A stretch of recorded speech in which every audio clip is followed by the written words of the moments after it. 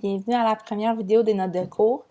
J'essaie de le faire de ce format-là, je pense que c'est la meilleure façon. Puis si vous avez des problèmes ou quoi que ce soit, vous avez des idées pour moi, faites-moi en signe. Comme j'ai dit dans la vidéo de jeudi que j'ai mis sur YouTube, nous allons commencer un nouveau chapitre qui s'appelle les solides. Donc, les notes de cours sont déjà disponibles sur PowerSchool dans la section Les solides. Tous les devoirs, tous les corrigés seront là aussi. Et je vais les mettre sur Studio aussi parce que je sais que PowerSchool a des petits problèmes.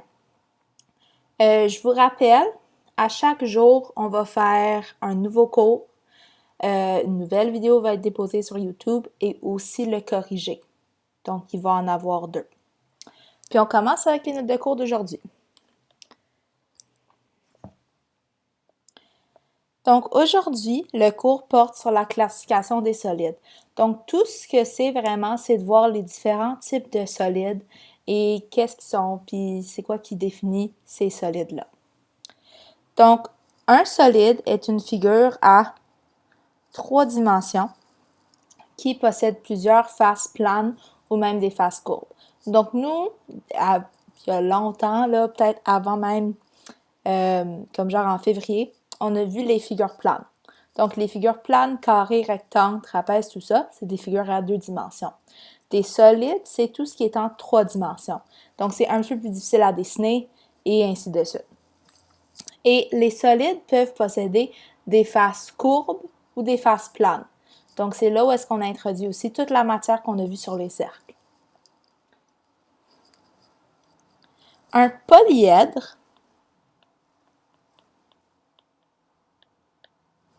est un solide qui est composé de faces planes, qui sont des polygones. Donc, pas nécessairement des polygones réguliers, mais tout ce qui est carré, rectangle, trapèze, tout ça, tout ce qui est une figure plane, pas courbe, tout ce qui est des polygones, pas des figures courbes comme des cercles, ça c'est dans les polyèdres. Pensez polyèdre, c'est vraiment polygone.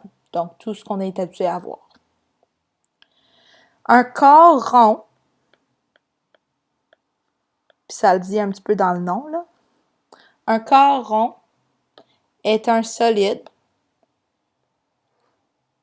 qui comprend une ou même plusieurs faces courbes. Donc, si tu penses à face courbe, pense à genre des cercles et même des arcs aussi. Donc, si vous voyez le diagramme qui est ici, les polyèdres, ce sont les prismes, les pyramides, c'est juste ces deux-là. Pour les corps ronds, ce sont tout ce qui comporte des cercles. Donc, un cylindre, tu as un cercle en haut et un cercle en bas. Un cône, tu as le cercle en bas. Et la boule qui est vraiment juste un disque en 3 dimensions. Donc, ici, c'est ce corps rond. C'est vraiment quand tu parles des cercles. Polyèdre, c'est quand tes faces sont des polygones. Ceux que nous allons voir cette année, ce sont les prismes, les pyramides et les cylindres. Ce sont nos 3 polygones, nos 3 solides qu'on va vraiment voir cette année. L'année prochaine, vous allez voir plus en détail les 3 que je viens de dire, ainsi que le cône et la sphère ou la boule. Un prisme, si vous pensez au prisme, là, je pense que vous savez comment dessiner. C'est vraiment juste une boîte. Et ce qui est important pour un prisme, c'est qu'un prisme possède 2 bases, isométriques et parallèles.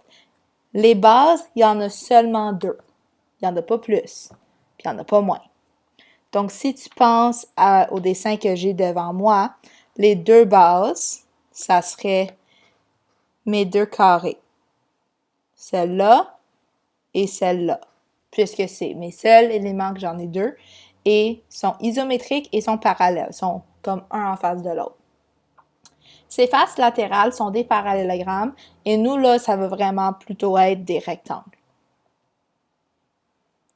Puis donc, pour nous, on va voir un prisme droit. Puis un prisme droit, c'est un prisme dont les faces latérales sont des rectangles. Donc, si je pense à genre un prisme à base triangulaire, toutes mes faces ici sont des rectangles et donc ce prisme, c'est un prisme droit. Un prisme régulier est un prisme dont les bases sont des polygones réguliers.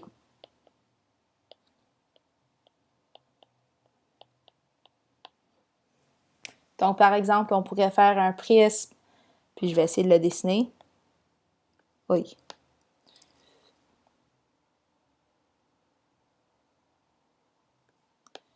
On pourrait faire un prisme à base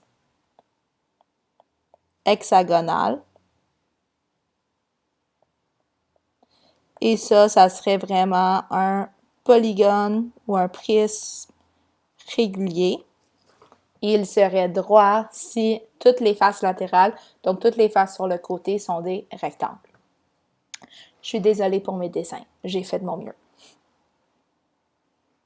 La pyramide. Là, juste pour vous dire, je suis pas capable de dessiner des pyramides. Je me pratique, c'est vraiment laid, donc je vais pas en faire dans ce dessin-là. Je pense, on sait ça a l'air de quoi une pyramide, donc utilisez votre imagination. La pyramide possède seulement une base. Il y en a seulement une, tandis qu'un prisme en a deux. Ses faces latérales sont des triangles.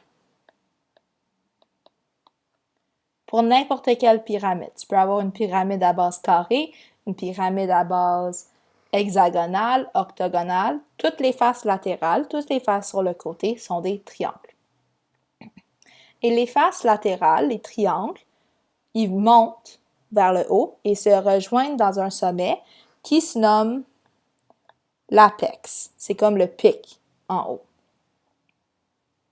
Si vous pensez à une montagne ou les pyramides en Égypte, la pointe en haut, c'est l'apex et tous les triangles sur le côté, ce sont tes faces latérales. Puis la hauteur de la pyramide, je suis certaine qu'il y en a qui pensent que c'est juste la ligne sur le côté. Donc si je pense à la pyramide ici, il y en a qui vont dire que la hauteur, c'est comme cette ligne ici. Mais non. La hauteur, c'est si tu regardes en haut du sommet et tu laisses tomber une ligne, une droite, à partir du sommet jusqu'au milieu de la base. Et ce qui est important, c'est que ça frappe à un angle droit. Donc, si on regarde ici, la hauteur de la pyramide, tu l'obtiens en abaissant un segment de l'apex perpendiculairement à la base. Donc, ça frappe la base à un angle droit. Et finalement, le cylindre. Donc, le cylindre possède deux bases isométriques et parallèles qui sont des cercles ou disques, là, comme vous voulez. Sa face latérale, elle est un rectangle. Je sais que personne ne me croit quand je dis ça, mais vous allez voir bientôt que c'est vraiment juste un rectangle.